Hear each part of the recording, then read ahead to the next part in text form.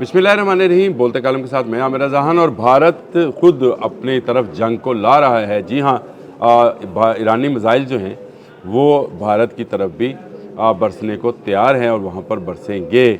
ये किसी की गलत फहमी है कि भारत तक जो है ईरानी मिसाइल नहीं पहुँच सकते हैं। ईरान ने पूरी ताकत के साथ तमाम उन मुल्कों को निशाना बनाने का ऐलान कर रखा है जो अमेरिका को सपोर्ट फराहम करेंगे।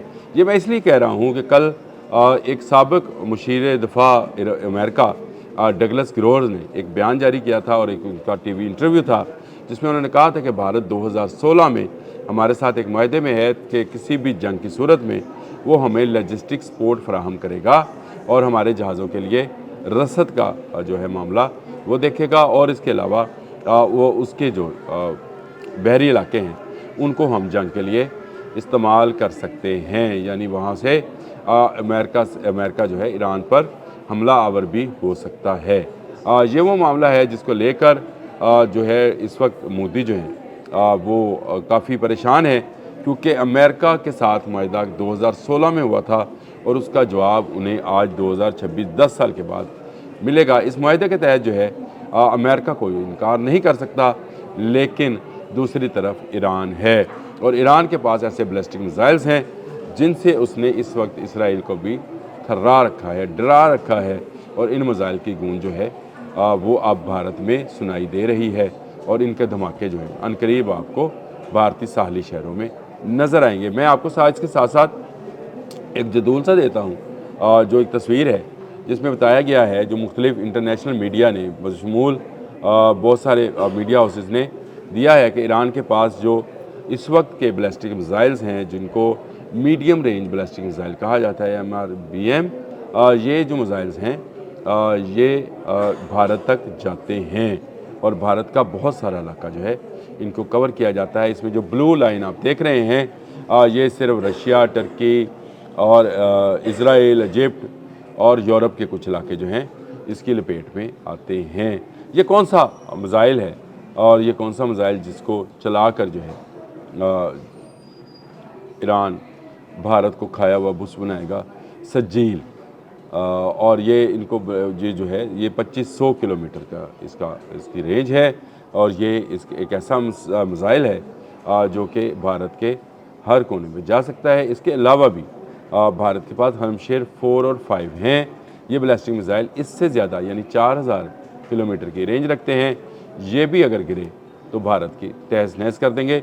भारत खुद मौत को दावत दे रहा है। भारत कभी किसी ज़माने में ईरान का बहुत अच्छा अलाई रहा है। चाबहार की बंदरगाह को डेवलप करना चाह रहा था ग्वादर के साथ ताकि ग्वादर की बंदरगाह को फेल किया जाए, लेकिन हुआ क्या, अल्लाह को कुछ और मंजूर है।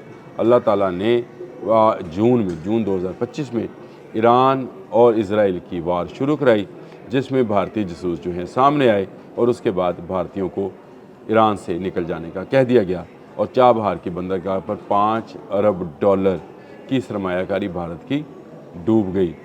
उसके बाद अब ये माहिदा सामने आ गया कि ये माहिदा है जिसके तहत अमेरिका को जो है अब ऐसे फ़ौजी अड्डे और ऐसी बेसिस चाहिए जो वो पूरी दुनिया से मांग रहा है। कहीं स्पेन से बात कर रहा है, कहीं वो यूरोप से बात करता है, कहीं वो बरतानिया से मिन्नत कर रहा है कि वो ईरान के ख़िलाफ़ उनकी सरजमीन को इस्तेमाल करना चाहता है।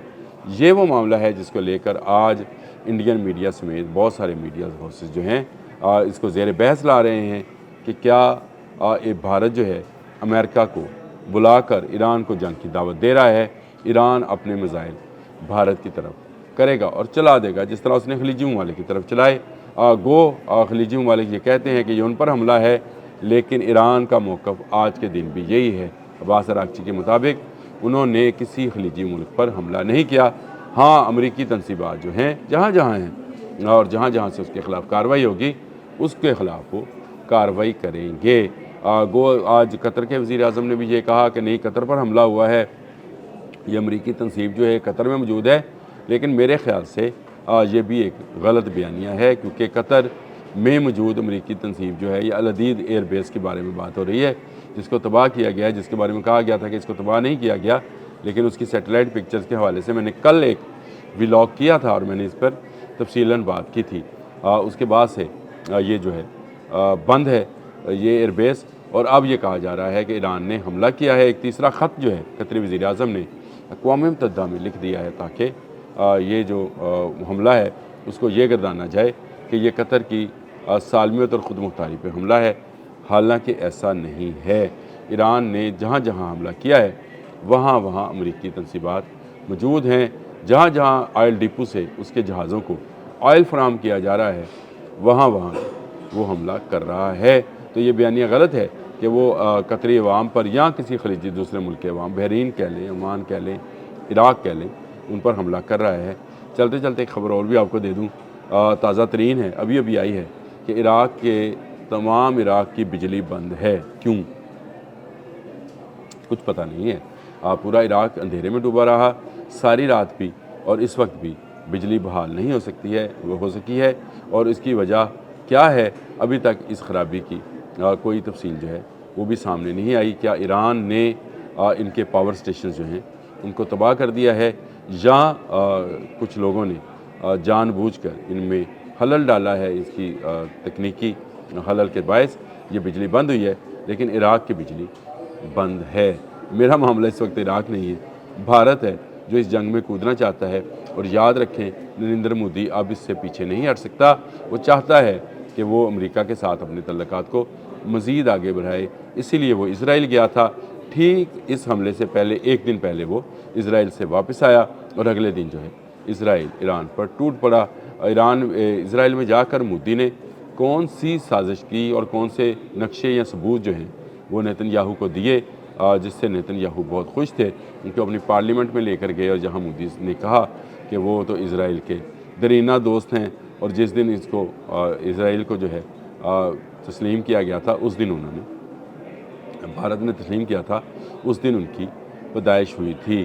تو یہ لنک کر کے انہوں نے ایران کو اپنی طرف جو ہے متوجہ کیا، اور اب یہ معاہدہ جو ہے جو ڈگلس گروورز نے جس کو ریویل کیا ہے کہ ایک معاہدے کے تحت وہ پابند ہے امریکہ کو اپنے فوجی اڈے ایران کے خلاف استعمال کرنے کے لیے دینے کے لیے، اور اگر یہ ایسا ہوا تو اگلے آنے والے چند روز میں آپ دیکھیں گے سجیل اور ہمشیر 4 جو ہیں وہ بھارت کی طرف پرواز کریں گے، اور ان بیلسٹک میزائلز کو روکنے کا بھارت کے پاس کوئی نظام موجود نہیں ہے۔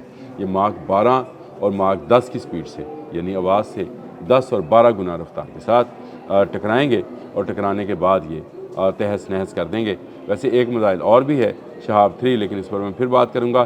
اس وقت سجیل اور ہمشیر 4 جو ہے یہ وہ میزائل ہیں جو بھارت میں جا کر لگ سکتے ہیں۔ نریندر مودی کی جو ایران کے لیے کھودا گیا گڑھا تھا اس میں خود ہی گرنے والے ہیں۔ وہ ایران کو اپنا دوست سمجھتے رہے، ایرانی ان کو اپنا دوست سمجھتے رہے، لیکن یہ ان کی پیٹھ میں چھرا گھونپتے رہے، اور یہ چھرا گھونپنے کا سلسلہ آج کے دن بھی جاری ہے۔